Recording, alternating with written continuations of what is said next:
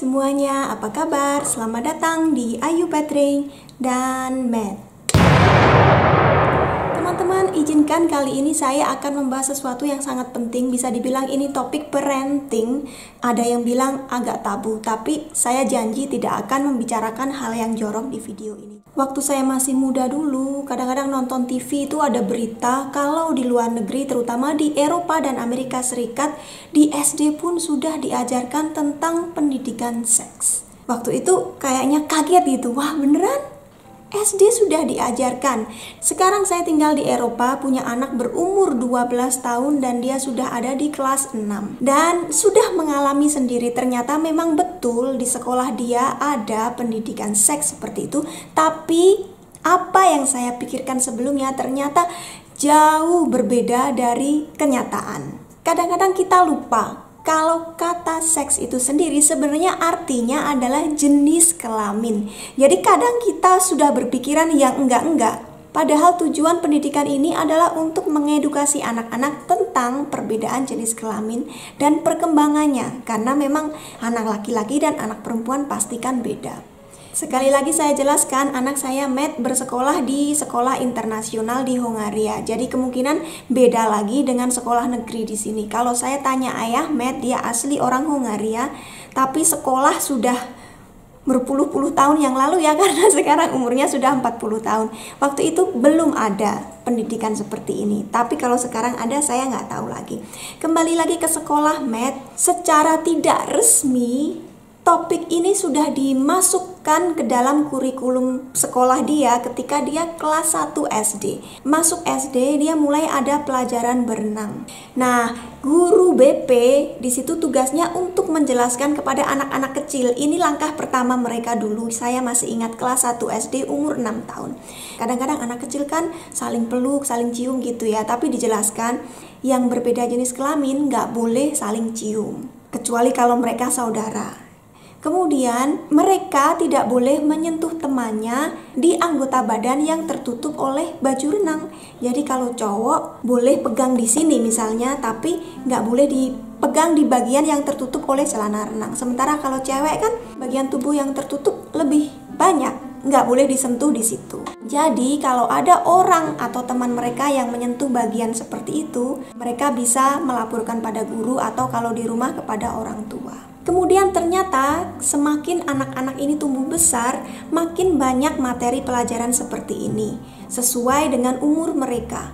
Kelas 5 malah ada satu materi yang dikhususkan untuk mempelajari hal ini. Tapi memang kalau kita membicarakan kata seks itu sendiri, banyak orang yang risih, nggak nyaman, bahkan juga bisa dibilang tabu.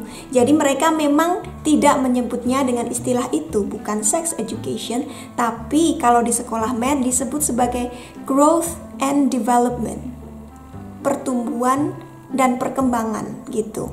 Dan jalannya menuju program itu teman-teman panjang sekali. Saya harus tanda tangan surat yang menyatakan saya tidak keberatan kalau anak saya diajari. Kemudian setelah saya tanda tangan, saya harus menghadiri rapat dengan guru BP. Di situ seluruh orang tua murid datang. Kemudian kami akan diperlihatkan materi-materi yang akan diajarkan di kelas tersebut. Termasuk juga video apa yang akan anak-anak kita tonton. Kalau kami kemudian merasa keberatan kalau anak kami diajarkan materi seperti itu, kami boleh cabut. Maaf, saya nggak akan mengizinkan anak saya untuk mengikuti pelajaran ini. Karena ya orang tua murid berasal dari negara yang berbeda dengan berbagai kebudayaan yang berbeda. Jadi dimaklumi kalau ada yang nggak mau. Untuk saya, setelah saya datang melihat apa saja materinya, saya rasa itu cukup berguna untuk anak. Karena kadang kan di rumah, kalau kita mau ngobrol tentang masalah seperti itu, anak-anak yang sudah beranjak dewasa itu kadang mereka risih sendiri mau ngomong dengan orang tuanya. Tapi di sekolah dengan gurunya tentu saja ya, karena itu bagian dari kurikulum sekolah mereka harus ikut itu. Jadi waktu itu saya datang, kemudian dijelaskan oleh guru BP, kelasnya akan dibagi dua, jadi satu grup untuk cewek, satu grup untuk cowok. Guru wanita termasuk guru BP ini akan menjelaskan kepada anak-anak perempuan. Ini termasuk juga puberty talk. dialog tentang pubertas, karena kan anak-anak sudah menginjak remaja, pikirannya sudah mulai berkembang, kadang malah ada yang sudah punya perasaan suka kepada lawan jenis. Biasanya anak cewek ya, kalau saya lihat anak perempuan itu lebih maju, pikirannya lebih cepat berkembang, sementara anak cowok seperti Matt itu masih sangat kekanak-kanakan. Tentu saja tidak semuanya seperti itu, tapi saya lihat pada umumnya dari bentuk tubuhnya saja sudah kelihatan anak laki-laki di sini seumuran Matt itu lebih kecil daripada anak perempuan. Mereka sudah jauh lebih tinggi daripada saya.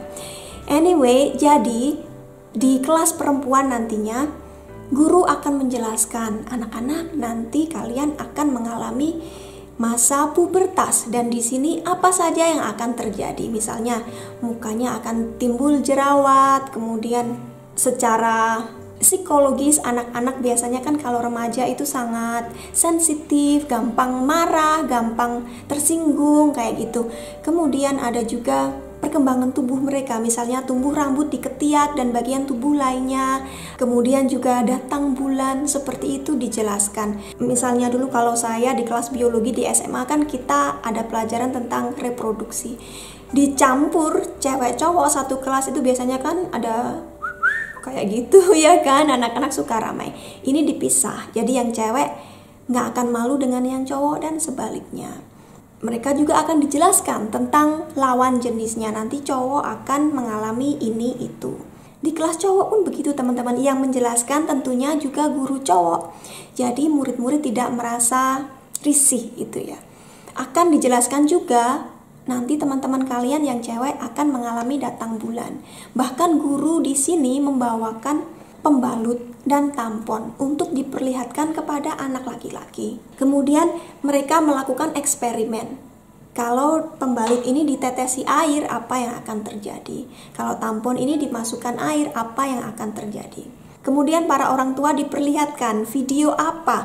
Mereka ambil video dari YouTube yang kira-kira cocok untuk membantu mereka menjelaskan tentang tema ini, kemudian diperlihatkan kepada anak-anak di kelas. Kalau nggak salah ini ada beberapa minggu pelajaran seperti ini di kelas 5 SD dulu. Dan setelah itu anak-anak pastikan penasaran, ada banyak pertanyaan. Mereka boleh bertanya tentang apa saja seputar topik ini. Seperti yang saya bilang tadi, mereka nggak ngomongnya pendidikan seks ya, tapi lebih ke pendidikan untuk pertumbuhan dan perkembangan badan, seperti itu. Jadi bahasanya lebih resmi gitu, bukan bahasa yang jorok. Jadi anak-anak juga pikirannya tidak akan macem-macem, ya memang seperti itu.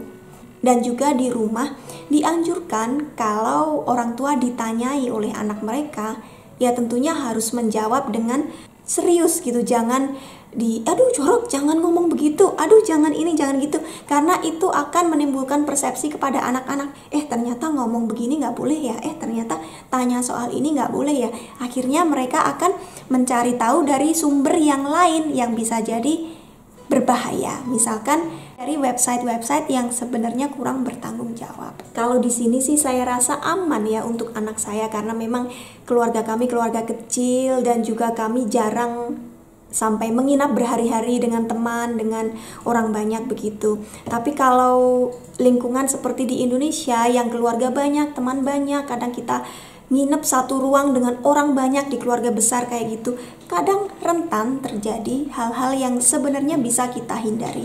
Seperti misalnya anak kita dipegang-pegang orang yang sebetulnya nggak boleh, tapi karena mereka nggak tahu, bisa jadi dibiarkan saja. Ketika mereka sudah besar baru sadar, oh ternyata waktu kecil saya pernah dipegang-pegang orang, itu ternyata nggak boleh ya harusnya. Seperti ini bisa kita hindari dengan pendidikan sedini mungkin. Nggak perlu dijelaskan cara berhubungan, nggak perlu dijelaskan yang terlalu jorok, terlalu mendetil, tapi sesuaikan dengan umurnya. Itu saja sih yang saya pelajari dari sekolah itu tadi. Mungkin sampai sekarang Matt juga belum tahu bagaimana cara membuat anak. Secara teknisnya dia belum tahu, tapi dia sudah tahu nggak boleh pegang temannya yang perempuan. Kalau teman-teman tanya kapan umur yang tepat untuk memulai pembicaraan seperti ini dengan anak, saya rasa itu tergantung kondisi teman-teman sendiri. Menurut sebagian ahli, katanya lebih baik kalau anak dibiasakan sejak kecil mandi bersama orang tua dan diajari nama-nama bagian tubuh biar mereka nggak kaget waktu dewasa. Tapi saya sendiri terus terang nggak nyaman seperti itu. Ada satu cerita teman saya, anaknya perempuan masih kelas 3 SD. Itu dia suka menggambar orang telanjang, lengkap dengan bagian-bagian vital, dan dia khawatir gitu sampai tanya ke guru BP, ini gimana anak saya kok begini. Ternyata anak perempuannya itu sering mandi dengan ayahnya, jadi di situ dia sudah tahu semua jenis kelamin seperti itu.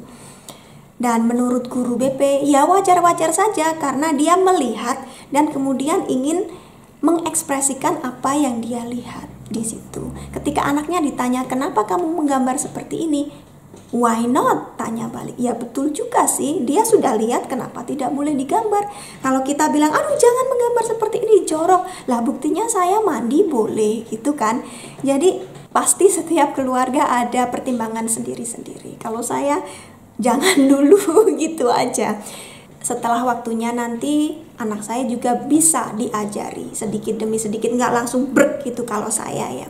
Di sekolah pun waktu mereka menonton video tentang perkembangan tubuh, ternyata yang digunakan adalah kartun, jadi bukan merupakan anggota tubuh anak-anak sendiri. Jadi selama ini saya cuma berusaha menyesuaikan dengan materi yang Matt terima dari sekolah saja, setahap demi setahap. Hari ini dia ada lagi pelajaran seperti itu, sekarang sudah kelas 6 ya. Di sini dia nggak lagi dipisahkan murid laki-laki dan murid perempuan, tapi dicampur di dalam satu kelas, tapi mereka menonton video dari laptop karena masing-masing anak akan punya laptop sendiri-sendiri, duduk di tempat duduk mereka dan mendengarkan dengan headset. Jadi ya nggak ada interaksi dari anak satu dan lainnya, dan mereka nggak ada yang sweet-sweet atau apapun, ya biasa saja nonton. Bagaimana dengan sekolah di Indonesia teman-teman? Apakah ada pelajaran seperti ini? Kalau pengalaman saya dulu selama sekolah dari SD sampai SMA bahkan kuliah pun tidak ada. Jadi saya belajarnya dari mana ya nggak tahu lah. Orang zaman dulu kan nggak ada pelajaran seperti ini, tapi ya bisa-bisa saja. Dan kebetulan internet belum segila sekarang ya, saya nggak akan browsing ke internet mencari informasi seperti ini online, apalagi waktu itu kan internet mahal. Tapi kalau sekarang bahayanya beda lagi. Jadi memang orang tua juga selalu dituntut untuk menyesuaikan dengan perkembangan zaman itu tadi. Jadi begitulah teman-teman, saya rasa pasti ada pro dan kontra di dalam setiap topik, terutama dalam topik yang satu ini. Bagaimana menurut kalian, apakah perlu hal ini diajarkan kepada anak sejak mereka masih kecil, ataukah mereka akan bisa belajar sendiri? Silahkan diketik komennya di bawah, dan semoga video ini bermanfaat bagi kalian. Sampai ketemu di video berikutnya. Bye-bye.